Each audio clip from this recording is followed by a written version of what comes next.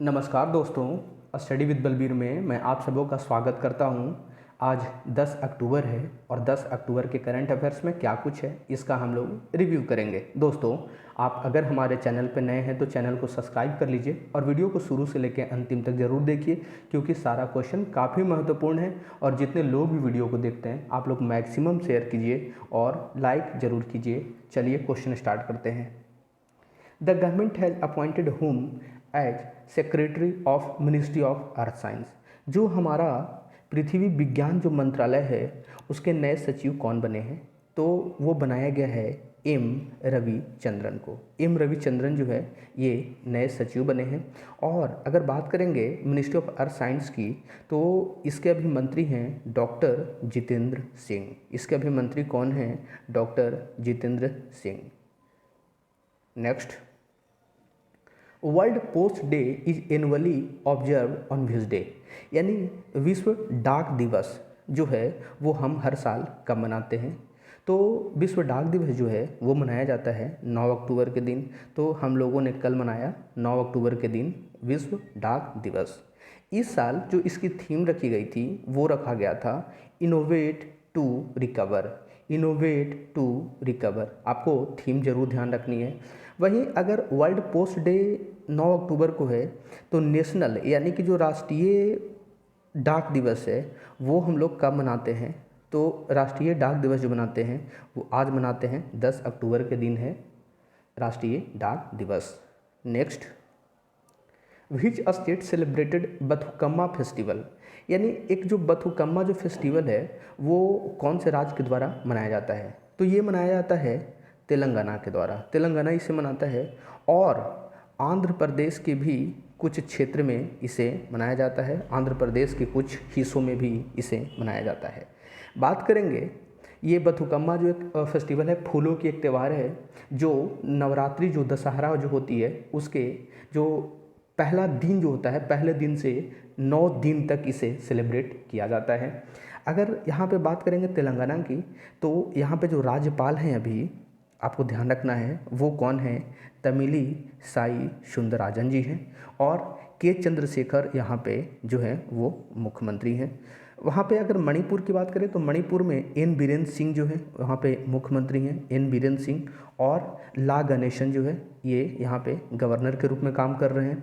वहीं तमिलनाडु में जो है वो आर एन रवि यहाँ पे गवर्नर है। आर एन रवि यहाँ पे गवर्नर हैं और सीएम कौन है? एम के स्टालिन। एम के Stalin.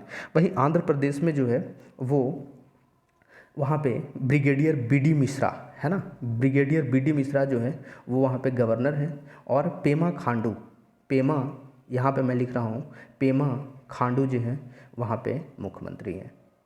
Next, who has been conferred the prestigious Aryabhatta award by Astronomical Society of India. यानी जो भारत का खगोलीय सोसाइटी होती है, इसका मतलब एस्ट्रोनॉमी का मतलब होता है खगोल। तो एस्ट्रोनॉमिकल सोसाइटी ऑफ इंडिया जो है उसके द्वारा एक अवार्ड दिया जाता है जिसका नाम है आर्यभट्ट। आर्यभट्ट वही थे जिन्होंने जीरो पूरे दुनिया को दिया था। तो आर्यभट्ट जो पुरस्कार है उसे किसे सम्मानित किया गया है? तो सम्मानित किया गया है जी सतीश रेड्डी जी को। जी सतीश रेड्डी जो हैं ये डीआरडीओ के चेयरमैन हैं। जो डीआरडीओ है भारत का डिफेंस रिसर्च डेवलपमेंट ऑर्गेनाइजेशन, जिसकी स्थापना जो हुई थी वो 1958 में हुई थी। और इसका जो है हेडक्वार्टर कहाँ है? न्यू दिल्ली में है, आपको ध्यान रखना है। वहीं अगर बात करें यहाँ पे के सिवान की तो के सिवान जो हैं वो जो इसरो है उसके ये चेयरमैन हैं। इंडियन स्पेस रिसर्च ऑर्गेनाइजेशन है ये। और इसकी स्थापना जो हुई थी वो हुई थी 1969, 15 अगस्त 1969। और इसका जो हेडक्वार्टर है वो बेंगलुरु में है। तो दोनों अलग अलग हैं, दोनों को ध्यान अच्छे से रखना है। नेक्स्ट, अल्बा अबोल Hasan बंसीदर was the first president of which country passed away at the age of 88। कहने का मतलब है कि ये कौन से देश के पहले राष्ट्रपति के रूप में काम कर चुके थे जिनका नाम था अबुल हसन बंशीधर, तो इनके मृत्यु हो गई है 88 साल के उम्र में। तो ये कौन से देश के राष्ट्रपति रह चुके थे? तो ये थे ईरान के ये पहले राष्ट्रपति थे, जो कि 1980 में ये पहले राष्ट्रपति बने थे। वहीं अगर बात करेंगे ईरान की, तो ईरान की जो राजधानी है वो तेहरान है और इसकी करेंसी जो है वो तोमान है, नई करेंसी है इसकी तोमान। इराक जो है इसकी राजधानी कहाँ है? बगदाद में, बगदाद इसकी राजधानी। अफ़गानिस्तान का काबुल जो है, और सीरिया का दमिश्क। Next, who has been appointed as men's boxing head coach, यानी पुरुषों के जो बॉक्सिंग का मुख्य कोच जो है वो किसे बनाया गया है, किसे अपॉइंट किया गया है? तो वो किया गया है नरेंद्र राणा जी को किया गया है। अब रहेंगे मेंस बॉक्सिंग के हेड कोच नरेंद्र राणा। वहीं बात करके इन्होंने रिप्लेस किसको किया? तो सीए कुटप्पा को इन्होंने रिप्लेस किया। सीए कुटप्पा इसके पहले थे, तो आपको ध्यान रखना है। और इसे जो भारत में जो बॉक्सिंग को रेगुलेट करता है वो कौन है? तो यहाँ पे जो बॉक्सिंग फेडरेशन ऑफ इंडिया जो है वो बॉक्सिंग को रेगुलेट करता है भारत के अंदर। और बॉक्सिंग फेडरेशन ऑफ इंडिया के अगर हेड पूछ दिया जाए कि हेड कौन है, तो हेड जो है वो हैं अजय सिंह। और क्या हैं? तो जो स्पाइस जेट जो एयरलाइन है, ध्यान रखना है, जो स्पाइस जेट जो एयरलाइन है उसके भी चेयरमैन हैं, स्पाइस जेट के चेयरमैन भी हैं अजय सिंह, तो आपको ध्यान रखना है। Next, OECD announced to agree 136 countries on a landmark deal to big companies pay a minimum corporate tax of how much % from 2023। कहने का मतलब है कि OECD ने अभी घोषणा की है कि 136 जो देश हैं उन्होंने एक डील किया है कि जो बड़ी कंपनियां हैं, उनके देश में जो बड़ी कंपनियां हैं वो 2023 से कम मिनिमम जो कॉरपोरेट टैक्स है वो कितना पे करेंगी। तो वो किया जाएगा जो है 15% जो है वो अब कॉरपोरेट टैक्स बड़ी कंपनियों को देनी पड़ेगी। अगर बात करेंगे इसमें, तो इसमें 136 कंट्री में भारत भी इसका जो है वो मेंबर है इसमें। और अगर बात करेंगे OECD की, तो OECD जो है वो उसकी जो स्थापना हुई थी 1961 में हुई थी। और OECD को आर्थिक सहयोग और विकास संगठन बोलते हैं, Organisation for Economic Cooperation and Development. और इसका जो हेड क्वार्टर है वो कहाँ है, आपको ध्यान रखना है, वो फ्रांस जो है, फ्रांस की राजधानी जो है पेरिस, वहाँ इसकी हेड क्वार्टर है। Next, India and which country signed an MOU on setting up a green hydrogen electrolyser plant. कहने का मतलब है कि भारत जो है वो किस देश के साथ मिलकर के एक समझौता किया है ताकि भारत के अंदर एक हरित हाइड्रोजन जो है इलेक्ट्रोलाइजर जो है प्लांट को विकसित किया जा सके, यहाँ पे सेट किया जा सके।